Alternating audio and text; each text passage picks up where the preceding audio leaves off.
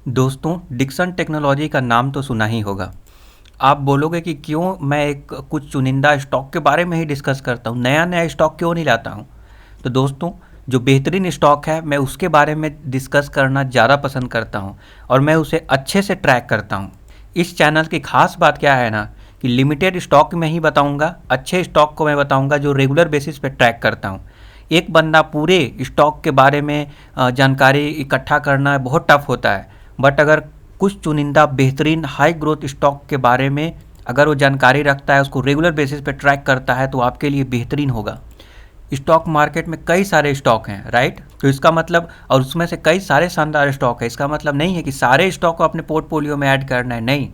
मैं जितना stock discuss करता हूँ उसमें से आप जो है फिल्टर कीजिए, रिजेक्शन प्रोसेस अपनाइए, रिजेक्ट कीजिए और उसके आधार पे कुछ सिलेक्टेड स्टॉक में इन्वेस्ट कीजिए, क्योंकि इतने सारे स्टॉक में अगर इन्वेस्ट करेंगे तो ट्रैक करना बहुत मुश्किल होगा। हालांकि डाइवर्सिफाई करना बहुत ज़रूरी होता है, बट ऐसा नहीं है कि आप मान लीजिए 20,000 का पैसा लगा रहे हैं, 20,000 का इन्वेस्टमेंट है और वहाँ पे जो है 6-7 स्टॉक ले लिए। 20,000 का है तो मुझे लगता है कि 3 लीजिए, 2 लीजिए, ओके। डूब भी गया तो कितना डूबेगा, अब इतना भी रिस्क नहीं लेंगे। तो फिर हर चीज़ में रिस्क है, रिस्क किस में नहीं है। आप पढ़ाई कर रहे हैं, उसके लिए कॉलेजेस का फ़ी पे कर रहे हैं, वहाँ पे रिस्क। कोई भी बिजनेस कर रहे हैं, वहाँ पर भी रिस्क है। कहाँ पे भी रिस्क, कहाँ पे रिस्क नहीं है। गवर्नमेंट का तैयारी करेंगे कि गवर्नमेंट में सेफ रहेगा, कुछ काम नहीं करना पड़ेगा, फ्री में पैसा मिलेगा, घूस मिलेगा, बहुत सारा पैसा। तो अगर आप ये सोच रहे हैं तो वहाँ पर भी रिस्क है। सब लोग, इतने लाखों करोड़ों लोग वहाँ एग्ज़ाम देते हैं और कितने लोग का सिलेक्शन होता है। तो आप बोलेंगे कि रिस्क नहीं लेंगे तो फिर सही बात नहीं है। रिस्क तो थोड़ा बहुत लेना पड़ेगा, ऐसा नहीं है कंपनी डूब जाएगा। दोस्तों, अगर आप रेगुलर बेसिस पे ट्रैक कर रहे हैं तो आप सही समय पर निकल सकते हैं। तो 2-3 स्टॉक लीजिए, ऐसा नहीं है कि डूब जाएगा, मेरा ऐसा मानना है। एक में होगा, तीनों में एक साथ हो जाएगा, बहुत कम चांस है। चलिए, बहुत हो गया भाषणबाजी, स्टार्ट करते हैं और डिस्कस करते हैं इस वीडियो में क्या खास बात है। डिक्सन टेक्नोलॉजी का क्वार्टर जो रिजल्ट आया है उसमें ज़्यादा ग्रोथ देखने को नहीं मिला है। ऑपरेटिंग प्रॉफिट $100 से $80 यहाँ पे आया है, क्योंकि कोविड की वजह से ये इम्पैक्ट देखने को मिला है। तो ये टेम्प्रोरी इशू है और जो भी डील हुए हैं वो आने वाले समय में रिफ्लेक्ट करेंगे। ये बहुत ही ग्रोथ स्टॉक है। ग्रोथ स्टॉक मतलब क्या, कि कंपनी अपने आप को एक्सपैंड कर रहा है, अपने एक्सपैंड करेगा तो डेफिनेटली ऑपरेटिंग प्रॉफिट बढ़ेगा, ऑपरेटिंग प्रॉफिट बढ़ेगा तो नेट प्रॉफिट बढ़ेगा, नेट प्रॉफिट बढ़ेगा तो स्टॉक का प्राइस भी उसी के रेट से बढ़ेगा। इसीलिए आने वाले समय के लिए बहुत ही बेहतरीन स्टॉक है। इसीलिए तो मार्केट इसको बहुत ज़्यादा वेटेज दे रहा है। सबसे हाई पीई पे भी बाई करने के लिए लोग तैयार हैं। यही तो रीज़न है। क्वार्टर रिजल्ट भले ही थोड़ा बहुत डाउन हुआ है, मतलब बेकार नहीं है, ठीक है, थोड़ा सा डाउन हुआ है जस्ट। देखिए 100 करोड़ टू 80 करोड़ गया है, तो इट्स गुड, ये चलेगा, कोई प्रॉब्लम नहीं है यहाँ पर। और ईयर ऑन ईयर बेसिस पे तो ठीक ही है, जंप देखने को मिला ही है। फ्यूचर में अच्छा खासा पोटेंशियल को देखते हुए लोग यहाँ पे बाई कर रहे हैं डिक्सन टेक्नोलॉजी। वीडियो को अंत तक देखिए, क्योंकि इंपॉर्टेंट चीज़ मैं जो बता रहा हूँ वो मिस ना हो जाए। तो सबसे पहले आप देख सकते हैं कंज्यूमर इलेक्ट्रॉनिक्स में एलईडी टीवी बनाता है और देयर आर वेरियस प्रोडक्ट जो कंज्यूमर ड्यूरेबल, इलेक्ट्रॉनिक्स ड्यूरेबल में बनाता है। उसके बाद देख लीजिए वॉशिंग मशीन बना रहा है, लाइटनिंग सॉल्यूशन यहाँ पे लाइटनिंग के क्षेत्र में काम करता है। मोबाइल फ़ोन्स, यहाँ पे मोबाइल फ़ोन्स बनाता है। कई सारे बड़े बड़े ब्रांड के साथ डील हो रखा है, राइट। सिक्योरिटी सर्वेलेंस सिस्टम यहाँ पे देख सकते हैं, railway, bank, defence, police department, housing societies, shopping mall, ATM, क्या क्या नहीं बनाता है, ओके। यहाँ पे देख सकते स्मार्टफोन, एलईडी टीवी। उसके बाद मेडिकल इलेक्ट्रॉनिक्स में देख लीजिए, थर्मोमीटर बनाता है, सेट टॉप बॉक्स। इसके अलावा भी जो जो डील हुआ है और जो एक्सपेंशन का इनका प्लान है, जो पाइपलाइन में प्रोजेक्ट हैं, वो कमाल के हैं, जो आने वाले समय में बेहतरीन मुनाफा देंगे। फंडामेंटल स्कोर 7.2 आउट ऑफ 10 दिया जाएगा बेस्ड ऑन ट्रेलिंग 12 मंथ, और based on Piotroski score 5 out of 9, जो कि एवरेज आप बोलेंगे फंडामेंटल अभी के डेट में। फ्यूचर तो बहुत ब्राइट दिखाई दे रहा है और करेंट सिनारियो, पास्ट भी ठीक था, करेंट सिनारियो में यहाँ पे एवरेज फाइनेंशियल नज़र आ रहा है, जो कि ठीक ठाक है, चल जाएगा, कोई प्रॉब्लम नहीं है। अगर इसका फेयर वैल्यूएशन के बारे में बात करें तो इसका फेयर वैल्यूएशन 897 के आसपास होना चाहिए था।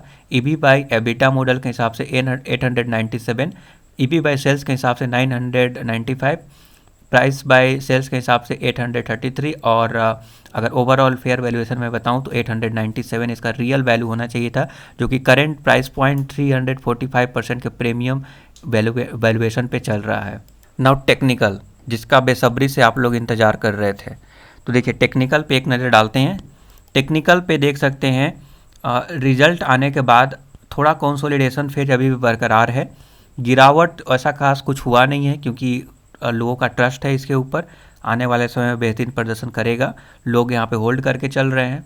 यहाँ पे आपको क्या करना है, आपको नज़र बनाए रखना है। यहाँ पे देख सकते हैं ये जो MACD है ना, MACD जीरो लाइन के ऊपर में ये कट करने का प्रयास कर रहा है। कुछ ही समय में हो सकता है आने वाले कल के डेट में ये कट करे, ठीक है। अगर ये कट करता है इस जगह पे तो ज़बरदस्त तेज़ी हो सकता है। और ये हिस्टोग्राम का डाइवर्जेंस देखिए, ये निगेटिव से जो है पॉजिटिव की ओर जाने लगा है।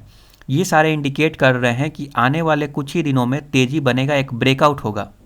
तो आपको यहाँ पे नज़र रखना है, यही एक ख़ास बात था जो मैंने आपको यहाँ पे बता दिया।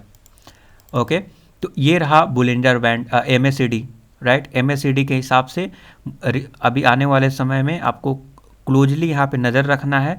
जो लोग प्रॉफिट बुक करके निकल गए हैं ऊपर के लेवल पे और कंसोलिडेशन में अभी वेट कर रहे हैं कि दोबारा से ज्वाइन करें, क्योंकि वो भी तो कहीं ना कहीं लॉन्ग टर्म का इन्वेस्टर है, जैसा कि मैं आपको सिखाते रहता हूँ कि दोबारा से ज्वाइन करना है जब आपको अच्छा इंडिकेशन मिलेगा। तो उनके लिए यहाँ पे इंडिकेशन यहाँ पे मिलना स्टार्ट हो गया है, कुछ दिनों में मिल सकता है।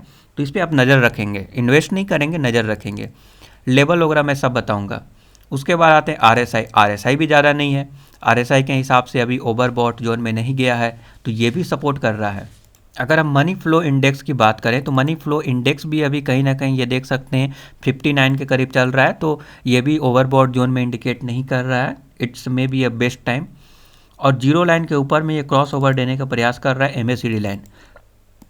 चलिए देखते हैं कैंडल स्टिक चार्ट। तो कैंडल स्टिक चार्ट पे आप नज़र रखेंगे तो आप यहाँ पे पाएंगे कि जो भी मैं ट्रेंड लाइन यहाँ पे ड्रॉ किया हूँ, ट्रेंड लाइन देखिए ये वाला जो लाइन है ज़बरदस्त यहाँ पे सपोर्ट की तरह ये काम करेगा। ऊपर का भी लाइन है उससे दोनों नीचे चल रहा है, जो करेंट ट्रेंड लाइन में ड्रॉ किया हूँ।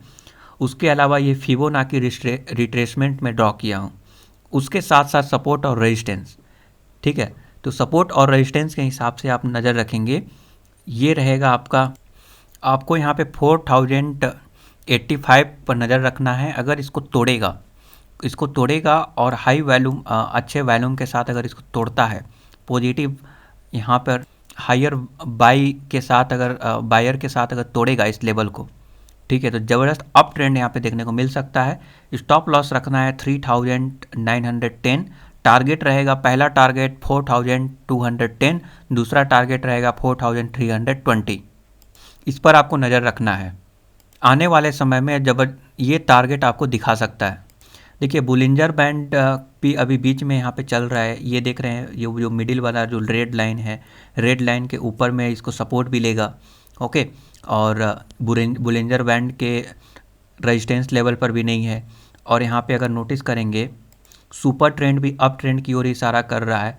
तो सारे चीज़ों को अगर हम देखें तो मुझे लगता है कि कुछ दिनों में इसमें एक मोमेंटम देखने को मिल सकता है। डिक्सन टेक्नोलॉजी में ज़बरदस्त भागने के बाद थोड़ा तो ये आराम कर रहा है, थोड़ा शांत है, ठीक है, शांत रहने दीजिए।